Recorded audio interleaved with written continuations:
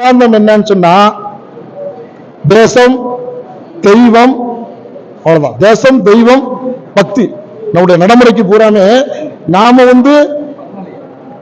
நம்முடைய சுயம் சேவகன் சொல்லுவாங்க. நம்ம சங்கத்தில் இருக்கிறவங்க என்ன சொல்லுவாங்கன்னா, நாம் அனைவருமே பார்த்தீங்கன்னா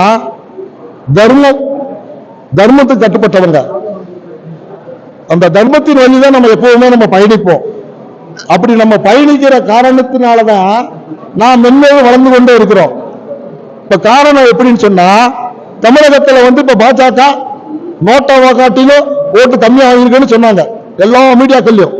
ஆனால் இன்னைக்கு பாரதிய ஜனதா கட்சி எவ்வளவு சதவீதம் ஓட்டு வாங்கியிருக்கோம் தெரியுங்களா? 50 லட்சம் ஓட்டு வாங்கியிருக்கோம். 50 லட்சம் ஓட்டு வாங்கியிருக்கோம். 81 சட்டமன்றத்தில் 2ஆம் இடத்துல வந்திருக்கோம். அதே மாதிரி பாரதிய ஜனதா கட்சி மட்டும் பாராளுமன்றத்தில் இன்னைக்கு திமுகவை எதிர்த்து அதிமுக இல்லாம நம்மளுடைய தலைமையில 2ஆம் இடத்துல நம்முடைய தலைவர்கள் வந்திருக்காங்க. எத்தனை இடத்துல? 14 இடத்துல கூட்டணி சேர்ந்து. பிஜேபி மட்டும் 9 இடங்களில நாம 2ஆம் இடம் வந்திருக்கோம். ஆண்ட கட்சி அனைத்து இந்திய அண்ணா திராவிட முன்னேற்ற கழகம் 3ஆவது இடத்துக்கு போச்சு. சில இடங்கள்ல 4ஆவது இடத்துக்கு தள்ளப்பட்டிருக்கு. இது காரணம் என்ன சொல்றீங்கன்னா, அவங்க கொள்கை இல்லாதவங்க. ஒரே ஒரு தலைவனை நம்பி, ஒரு சித்தாந்தத்தை நம்பி அவங்க போறாங்க. ஒரு தலைவன், தனிப்பட்ட தலைவன். நம்மளுக்கு தனிப்பட்ட தலைமையே கிடையாது. எல்லா பெரும் தலைவர்கள் நம்ம பதவியில் இருக்கோம். ஒரு மாவட்ட துணைத் தலைவர் இருக்காரு, ஒரு மாவட்ட செயலர் இருக்காரு, ஒரு மண்டல் தலைவராக இருக்காரு, அவர் அணிப்பிரிவு தலைவர் மாவட்ட தலைவர் இருக்காரு, ஒரு மண்டல் தலைவராக இருக்காரு, இவருடைய கேரளா பொறுப்பில் இருக்காரு, அவர் மண்டல் தலைவர் எல்லாம் இருக்கும். நம்மளுக்கு எல்லாரும் ஒரே பொறுப்பு தான். என்ன பொறுப்பு தெரியுமா? நம்மளுக்கு தேசம் தெய்வம் தர்மம் இந்த 3 கொள்கையில தான் நாம் இருக்கோம். நான் பயணிச்சுட்டு வரோம். இப்ப எல்லா டிபார்ட்மெண்ட்டுக்கும் சரி, நாம் அரசு அதிகாரிகளையோ மற்றவர்களையோ பாஜக பொறுத்தளவுக்கு அவங்க எல்லாம் யூனிஃபார்ம் போட்டு சம்பளம் வாங்கக்கூடிய சர்வீஸ் யாரு? டிபார்ட்மெண்ட். நம்ம அப்படி கிடையாது. தேசத்துக்காக தர்மத்துக்காக தன்னுடைய சுய சம்பாத்தியத்துக்காக இங்க வரல. உடல் மனம் பொருள் அத்தனையுமே தியாகம் செய்யக்கூடிய கட்சி தான் பாரதிய ஜனதா கட்சி. ஏன்னா சித்தாந்தம் உள்ள கட்சி.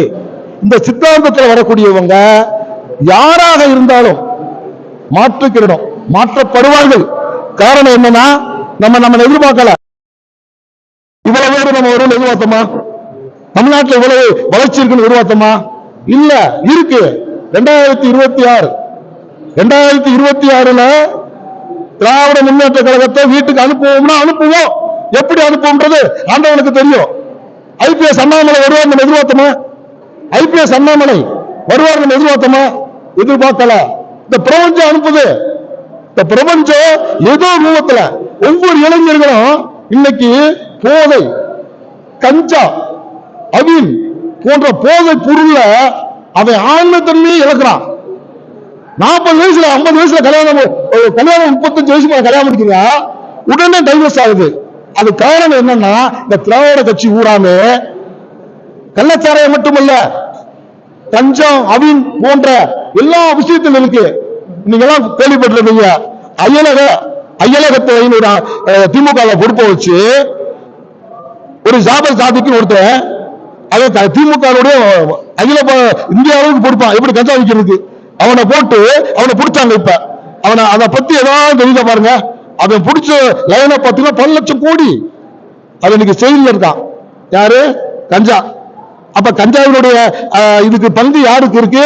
தமிழ்நாடுடைய அனைத்து கட்சி மாவட்டத்திலிருந்து ஒன்றியத்திலிருந்து அத்தனை பேருக்குமே இங்க போகுது. காரணம் என்னன்னா, அப்பா நீ சம்பாரிச்சுக்க, என்ன வியாபாரம் பண்ற? லாட்டரி டிக்கெட் வியாபாரம் பண்ற, நல்லா பண்ணிக்க. கஞ்சா வியாபாரம் பண்றியா, பண்ணிக்க. சாராய விற்கியோ, வித்துக்க. மக்கள் கேடு கட்டு போனாலும் பரவாயில்ல, ஆனா கட்சியும் நல்லா இருக்கணும் அப்படின்னு ஒரு இருக்கக்கூடிய கட்சி தான் இன்னைக்கு திராவிட கட்சி. இன்னைக்கு திமுகவை பொறுத்த அளவுக்கு தீய சக்தின்னு சொன்னாங்க. 100க்கு 100 உண்மை. தீய சக்தின்னு உலகத்துக்கு தெரியும். எம்ஜிஆர் சொன்னாரு. யாரு? நம்முடைய முன்னாள் முதல்வர் செல்வி ஜெயலலிதா சொல்லிச்சு. இன்னைக்கு இருக்க எடப்பாடி இருக்காங்க. இந்த எடப்பாடி முழுக்க இந்த தீய சக்தியை வரவிட்டதுக்கு காரணம் யாருன்னு சொன்னால் சுயநலத்தோட இந்த எடப்பாடி தான்.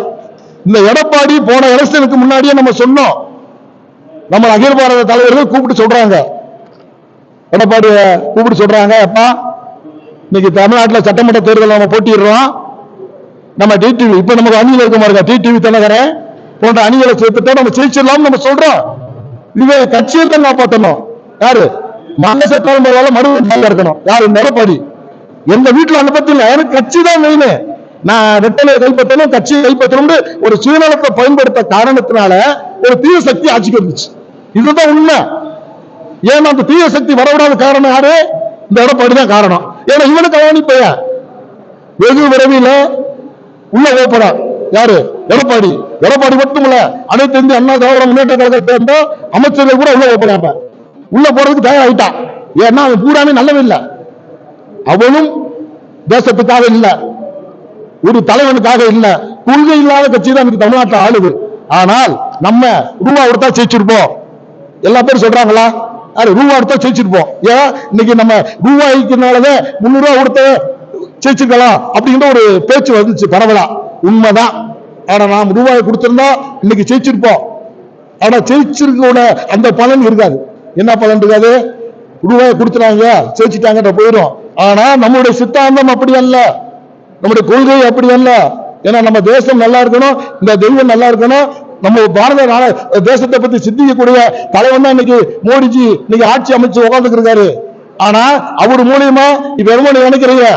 ஐபிஎஸ் அதிகாரி அண்ணாமலை கட்சியை மட்டும் வளர்க்கவில்லை, இங்க இருக்க தீவிரவாதத்தை, இங்க உள்ள அசுர சக்திகளை, தீய சக்திகளை கூடாம அது அதிமுக கம்யூனிஸ்ட் காரனா இருந்தாலும் சரி, நம்ம பாஜக கட்சிக்காரனாக இருந்தாலும் தீயவனாக இருந்தாலும் அவனுடைய குற்றங்களை வேலை புலனாய்வுத்துறைக்கு சொல்லக்கூடிய ஒரு தலைவன் தான் நம்மளுக்கு கிடைச்சிருக்காரு அண்ணாமலை.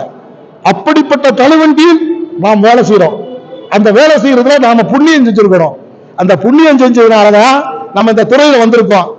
பல கட்சிகள், பல லைன்கள் இன்று தமிழ்நாட்டில் பாத்தீங்கன்னா எடுத்தவெல்லாம் கட்சி. இப்ப பாத்தீங்கன்னா சீமான் ஒருத்தருக்கா, இன்னைக்கு நான் வீரவாண்டிக்கு போறேன், அன்னைக்கு கொடி கட்டுறதுக்கே ஆள் இல்லை, இன்னைக்கு கொடியை கட்டிட்டு உட்காந்துருக்காங்க. அந்த அளவுக்கு யார் வர்றது? சின்ன சின்ன கட்சிகள்லாம் வருது. நம்மளுக்கு அதை பத்தி எல்லாம் கவலை இல்லை. நாம் இன்னைக்கு 2 இடம் வந்தோம். ஆட்சி பிடிப்போமா பிடிப்போம், ஜெயிப்போமா ஜெயிப்போம். அந்த தைரியம் யாருக்கு இருக்கு? நம்மளுக்கு.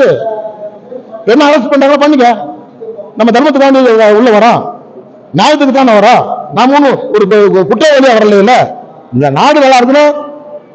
அதாவது ஒரு ஏகப்பட்ட பேரு இன்னைக்கு ஒவ்வொரு இடத்துலயும் கஞ்சா சாராயம் அவின்னு விற்று இன்னைக்கு போத பொருள் அடிமையாகி ஏகப்பட்ட பெண்கள் தாலி அறுத்திருக்காங்க. அந்த தாலி அறுத்து எத்தனை பேர் இன்னைக்கு விதவையா இருக்காங்க. ஆனா அந்த விதவையாடுவதற்காக அவங்களுக்காக நம்ம போராட்டம் பண்றோம். நமக்கு இல்ல, எத்தனையோ பேர் சாக போறாங்க, எத்தனையோ பேர் கஞ்சா சாராயத்துல அவங்க சாக போறாங்க.